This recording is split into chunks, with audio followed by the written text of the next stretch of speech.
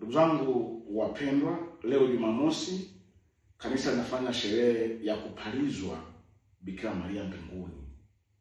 Sherehe hii ya kupalizwa Bikira Maria mbinguni inatukumbusha kwamba mwisho wa maisha ya mwanadamu si kaburi, bali ni Mungu.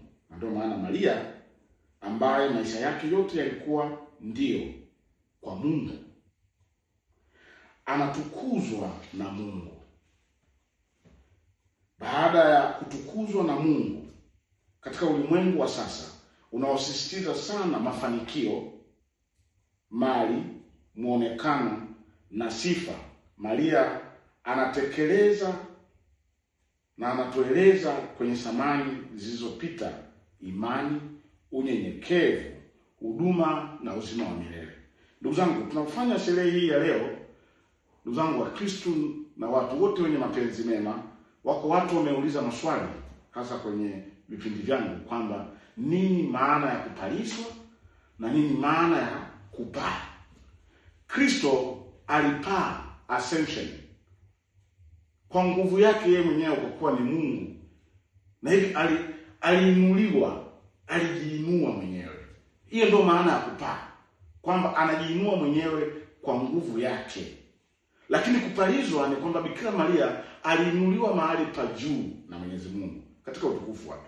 Na hivi tofauti yake kubwa ni kwamba kupaa ni nguvu ya asili ya yule anayepaa, lakini kupalizwa ni anainuliwa na Mungu, anainuliwa na mwingine kwenda mahali ambapo ni pa juu zaidi. Na hivi ni neema kwetu sisi leo kuona Maria mwenye neema, lakini anakimbilia kuhudumia baada ya kupalizwa. Katika Luka 1 mstari wa 39 hadi 56, Maria baada ya kupokea habari kuu kutoka kwa malaika hakubaki nyumbani akijivunia kuwa mama wa Bwana. Akaenda kwa haraka kumtembelea Elizabeti.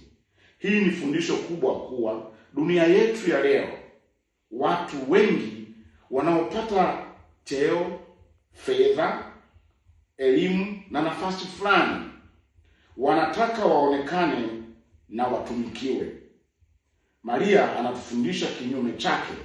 Kadiri Mungu anavyokuinua ndivyo unapaswa kuinama zaidi kuwahudumia wengine. Ndugu zangu wapendwa, mababa wa kanisa wamezungumzia juu ya sherehe ya leo. Mtakatifu Ambrosi wa Milano akitafakari tukio la Maria na Elizabeth anaonyesha kwamba neema ya Mungu haimfanyi Maria akae bila kufanya kitu. Inamsukuma kwenda kwa haraka kumhudumia mwingine. Hivyo imani ya kweli ina miguu, inaenda mahali ambapo kuna mtu anayehitaji msaada. Na Mtakatifu Agustino pia aliongea juu ya hili na anatukumbusha kwamba ukuu wa Maria hauko tu katika kumzaa Kristo kimwili, bali katika kumwamini na kumtii Mungu. Hapa tunapata ujumbe muhimu. Haitoshi kuitwa Mkristo, kuvaa alama za dini au kwenda kanisani. Kristo anapaswa kuonekana katika namna tunavyoishi, namna ambavyo tunaishi. Maria anasema roho yangu yamtukuza Bwana. Ni baadaye anatangaza kwamba Mungu huwatawanya wenye kiburi, huwainua wanyenyekevu, na wenye njaa huwajaza mema. Huu ni ujumbe wenye nguvu kwa ulimwengu wa sasa. Dunia inasema jionyeshe, jikusanyie kuwa mkubwa kuliko wengine. Maria anasema Mungu ndiye mkuu. Dunia inasema thamani yako inategemea una nini. Maria anatufundisha tofauti, kwamba thamani yako haifundishi kwamba una nini. Huu ni ujumbe wenye nguvu kwa ulimwengu wa sasa. Dunia inasema una nini katika maana ya mali, na Maria anasema una nini katika thamani yetu. Na yote hii Maria anatufundisha kwamba yote una nini inatokana na uhusiano wako na Mungu. Ndugu zangu wapendwa, Maria akaenda kwa haraka kwa Elizabeth. Swali la leo, mimi nakimbilia wapi katika maisha yangu? Nakimbilia pesa, umaarufu, starehe, mtandao, au namkimbilia kumsaidia anayehitaji? Kupalizwa kwa Maria ni picha tunayokwenda. Sherehe ya leo haituelezi tu kuhusu Maria, inatueleza pia kuhusu sisi.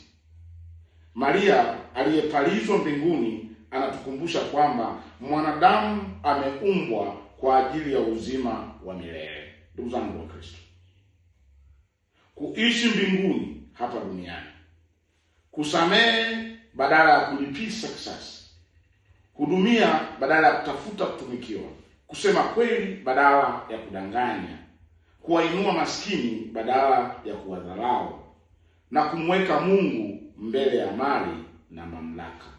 Maria hakufika katika utukufu kwa sababu alikuwa na mali, madaraka au maarufu. Alifika kwa imani, unyenyekevu na utii na huduma.